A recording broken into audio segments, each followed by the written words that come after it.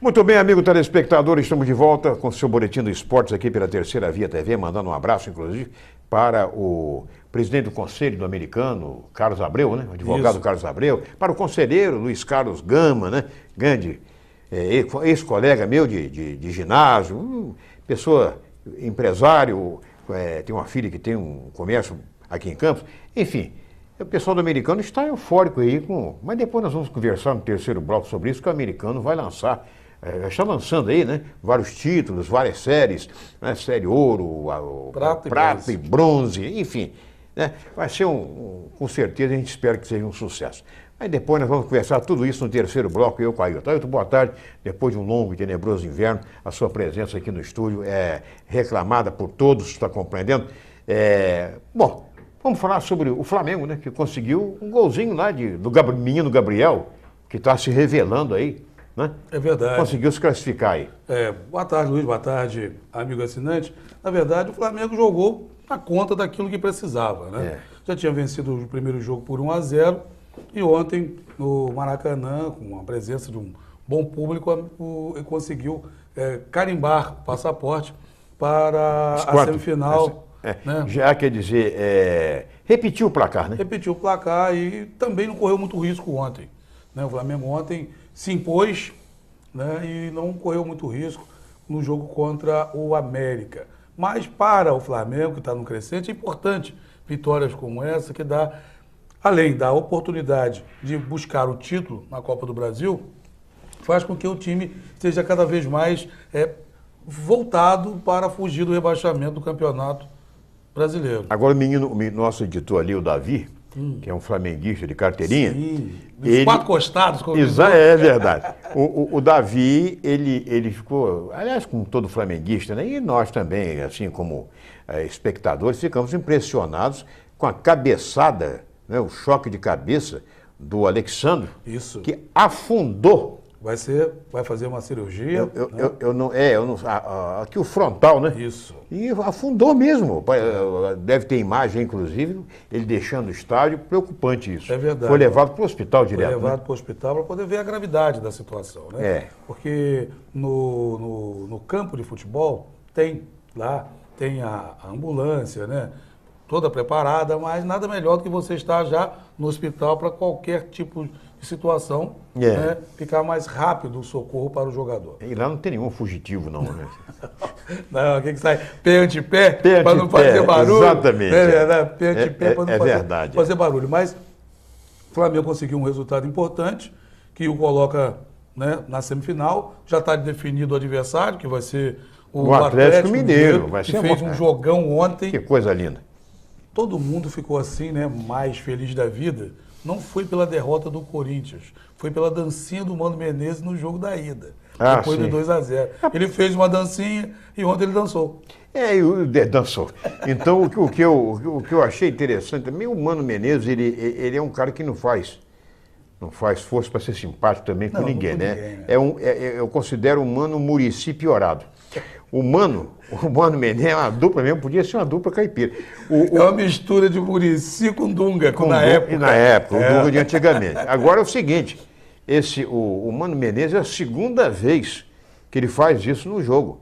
O jogador vai bater a lateral, ele acha que é pro time dele, vai em cima do jogador, sai da área do técnico, vai lá e quer pegar a bola da mão do jogador. Isso não pode. Não, isso nem é conduta para um treinador de futebol. Mesmo sabendo que o time já estava perdendo, que precisava, isso não justifica. Não, de forma nenhuma. Justifica, né? Mas então o adversário vai ser o Atlético e agora tem que saber situação de sorteio, depois da rodada que acontece hoje, entre que o Botafogo enfrenta o Santos, aí para poder saber a rodada de quem é que vai para a próxima fase, já que o Cruzeiro também venceu ontem, perdeu ontem, de 3-2, mas conseguiu a classificação também para a semifinal da Copa do Brasil. Agora, a tradição, por exemplo, times brasileiros com tradição em jogos internacionais, eu acho que isso, no fundo, isso prevalece. Porque você vê, por exemplo, o Bahia ontem, né, perdeu para a Universidade César Valerro por 2-0,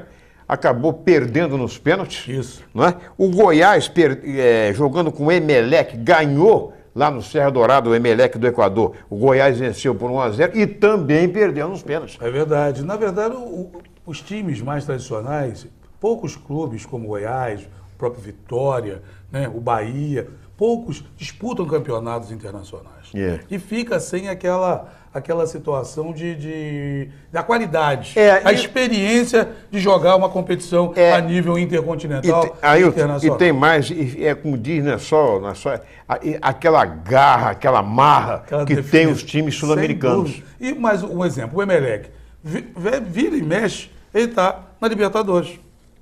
Não é verdade? Exato, é. Agora, Bahia, para ir na Libertadores é mais complicado. Isso. Né? O Goiás, para ir na Libertadores, é mais complicado. O próprio Vitória, para ir é mais complicado, o Atlético Paranaense. Esses clubes, que são de médio porte no Brasil, é mais complicado. E eles batem de frente com times que é do mesmo porte dele, mas que já está acostumado a disputar essas competições. Exatamente. Que é o The Strongest, é o próprio Emelec. Até não é sul-americano, mas o América do México. América do México. Então já estão acostumados a disputar esse tipo de campeonato. Os times do Paraguai, do Uruguai. Entendeu? Porque para eles não tem muitos times de ponta. Aqui no Brasil, não. Se você analisar, você tem de 10 a 15 times, vamos botar 10 times com condições tranquilas de disputar o título de campeão brasileiro. É verdade. Se colocar, você tem colocando o Vasco também no bolo, nós temos 4 no Rio de Janeiro, nós temos 4 em São Paulo, nós temos 2 no Rio Grande do Sul, temos 2 em Minas Gerais. E você vê um campeonato paralelo. Exatamente. Você vê o seguinte, você, o telespectador, que nesses outros países sul-americanos e tudo mais, o que acontece é o seguinte, eles se revezam em conquista de títulos. Tem ano que aparece time que você nunca ouviu falar, que você não sabe. Verdade. Está compreendendo? Agora eu pergunto, quando que a gente tem perspectiva de um Bahia, de um Goiás, não é? De um Vitória, time desse, ser campeão brasileiro? Criciúma. Quando acontece, é como se diz assim, é uma aberração da natureza. Exatamente. Não estou desmerecendo o clube, mas eu estou colocando assim, é como se fosse uma coisa de outro mundo.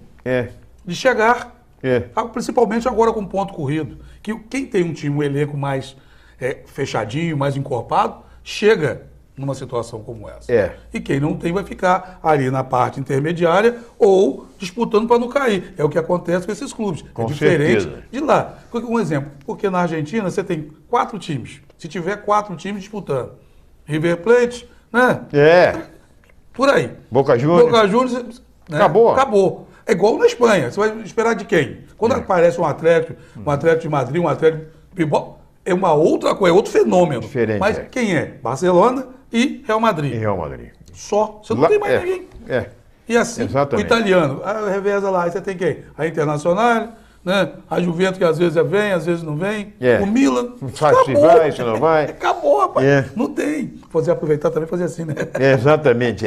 Então não tem, entendeu? Pois é. A gente vai falar no terceiro bloco, vai falar ainda sobre o futebol carioca também, não só as coisas daquele campo, porque tem o Botafogo também, porque os 4 jogadores, né, que foram demitidos, foram afastados, execrados pelo presidente, hoje reuniram a imprensa, deram uma coletiva ontem, né, e hoje mesmo está sendo divulgado nos principais canais de televisão e nos principais jornais do país, e chama o presidente, que o presidente não é homem suficiente para falar o que disse, através de nota oficial, falar na frente deles que eles estavam não sei quantos meses sem receber, aquela coisa toda. Daqui a pouco nós vamos falar também sobre isso aqui. Rapidinho, a gente volta.